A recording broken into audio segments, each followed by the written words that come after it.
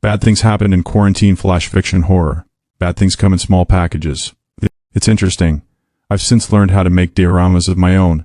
See, Dad had a distant cousin he hadn't seen in 1,000 years, and when quarantine came on, the economy went south on him fast. And he had nowhere to live, and since we had so much room, we agreed to take him in the guest apartment over the garage for a little while. He was a weird guy because he always had this unjustified smirk of amusement about everything, like he was playing a mean joke you didn't know yet. Anyway, he filled up the little apartment and the free space in the garage with these tiny diorama models.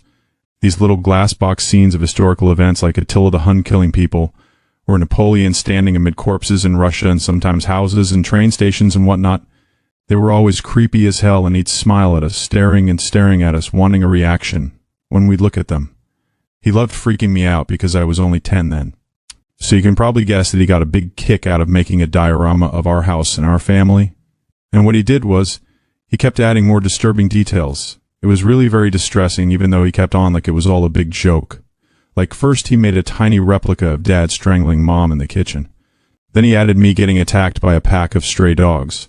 When he added in my sister in the shower, all cut up from what appeared to be a broken bathroom mirror. My mom had enough and asked him to leave. He did. But we were really disturbed for months after. The most troublesome thing was that we had lost our cat Creeper and could never find it. And a few weeks after that, we lost our dog Chuff. This did not seem like a coincidence, and when we came home one time to find my bedroom window open and my birdcage doors unlatched, we were pretty sure someone let my parrots out. Dad bought a gun. But nothing came of it. And as time went on, we read in the news about murders across America that were pretty strange because they sort of matched up with what Cousin Don had made in those little dioramas.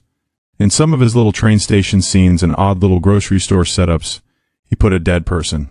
One was a woman who'd been knifed and had a grocery bag on her head, and then, that happened in Philadelphia.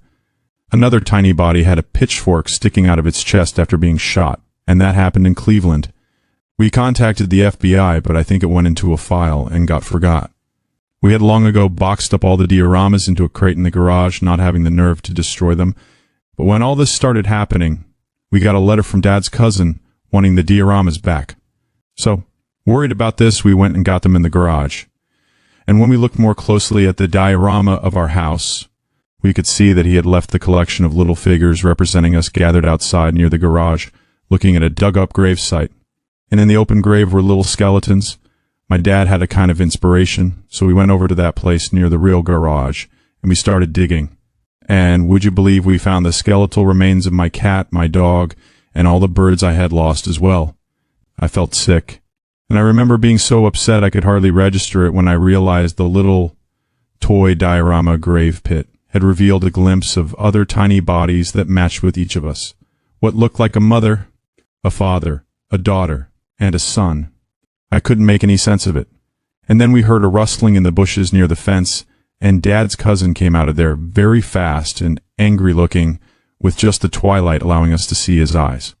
And he was headed first for Mom,